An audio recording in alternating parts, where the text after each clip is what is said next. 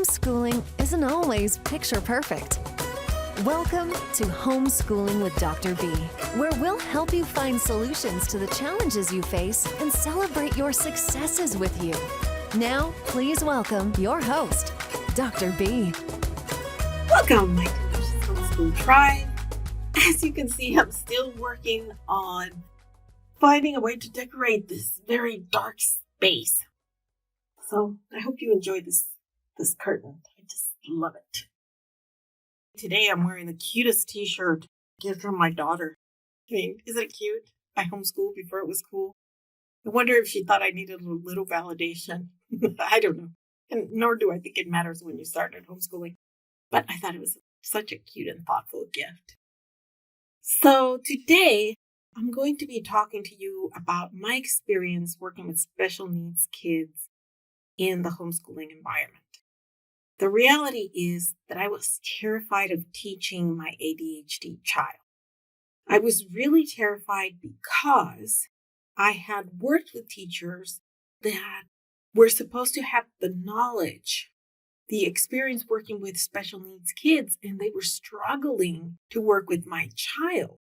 So I thought if these people that got a degree in teaching, these people that have experience working with these types of challenges are having such a great difficulty working with my child. How am I going to be able to handle it? I mean, would I be a good homeschooling mom? Would she be a good homeschooler? I know that some people espouse the idea that everybody can homeschool. And I've said this many times before. I don't agree with that. Not everybody has the patience or the time, the resources to homeschool their child. And sometimes children just don't want to be homeschooled. Right now, our family of 4 is divided between 2 kids that wanted to go back to the traditional school setting and 2 kids that wouldn't go back if I paid them. So we have 2 homeschoolers and we have 2 in a traditional setting. It is a bit of a challenge, but we're making it work. But back to what I was saying. So I was terrified of homeschooling my child who has ADHD. And she has ADHD in the severe range. And she has combined ADHD, which means not only is she inattentive or unable to focus, but she's extremely hyper. It is a very challenging combination. I was very, very scared of messing her up, whatever messing her up meant. So let's talk about the cons of homeschooling a child with special needs. The first one would be that if you're homeschooling, you might not necessarily have access to professional school resources. Now, if you register with the district, you might have access. But if you're in an umbrella school for homeschoolers, you don't have access. And even in some states where you register with the district, you still don't have access. In our case, our child really needed a speech therapist. And we didn't work with the school. We paid for it out of pocket. It was very expensive and it was very challenging. Challenging because it was an additional expense when we were struggling financially. And challenging because we had to drive an hour each way with a hyperactive child to get to the speech therapist. Another challenge is that when you're homeschooling, you have limited access to specialized classes with teachers that are supposed to be trained working with children that have these types of challenges. So you could have a science teacher with all of the lab equipment and everything available to her through the school district who is experienced working with children with ADHD and other types of neurodivergent challenges. But because you're homeschooling and you register as with an umbrella school, you don't have access. Or you don't have access because even though you're registered with the district, your state doesn't allow for that. So it can be challenging. Something else that I find a lot of homeschooling moms struggle with when they have special need kids is providing a structure. Now, I have to be honest with you, in my case, structure has never been a problem. I myself am in the spectrum. I'm highly, highly functional, but nevertheless, I can be very rigid sometimes.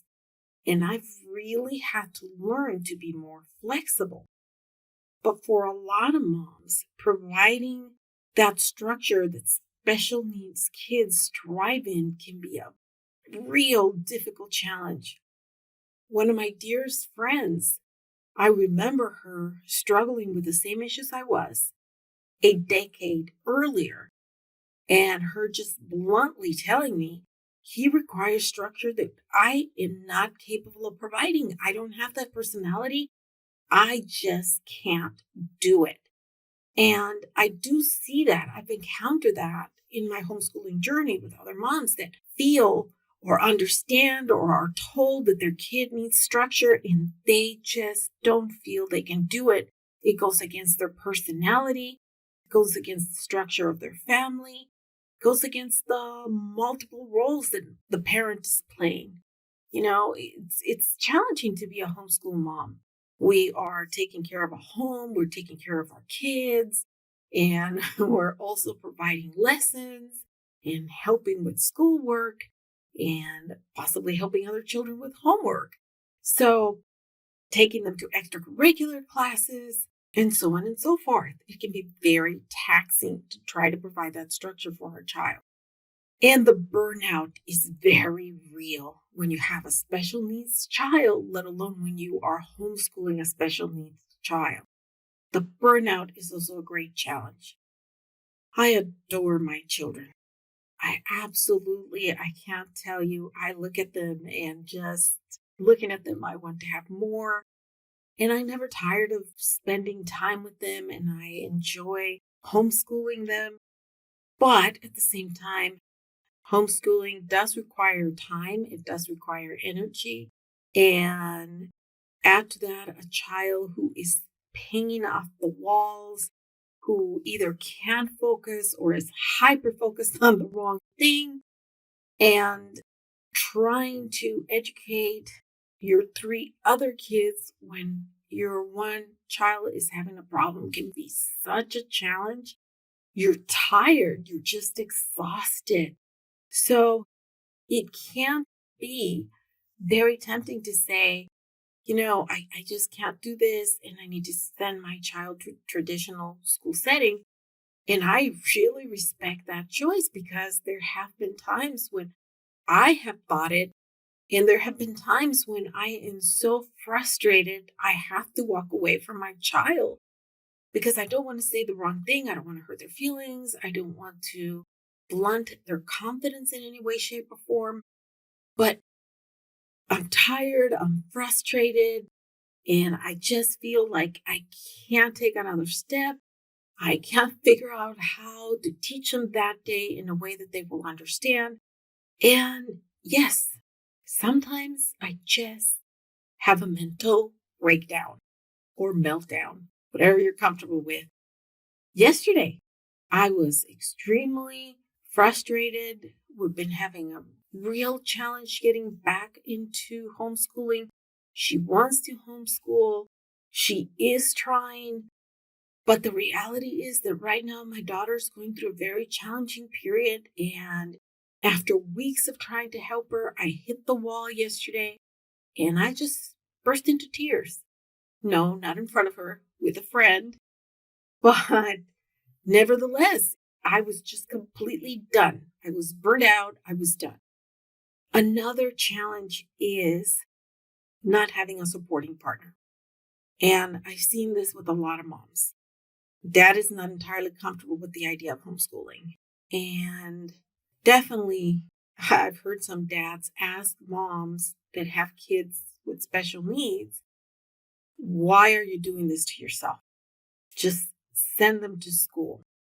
Now, my husband has been extremely supporting throughout our homeschooling journey. But even he has asked me sometimes, why are you doing this to yourself? Maybe it's just time to put them in school and let them swim or sink. They'll figure it out. We figured it out. We went to public school. They're going to be going to private school. Maybe it's just time for you to stop just for your own well-being. Now let's look at the flip side of the coin, the pros or benefits of homeschooling.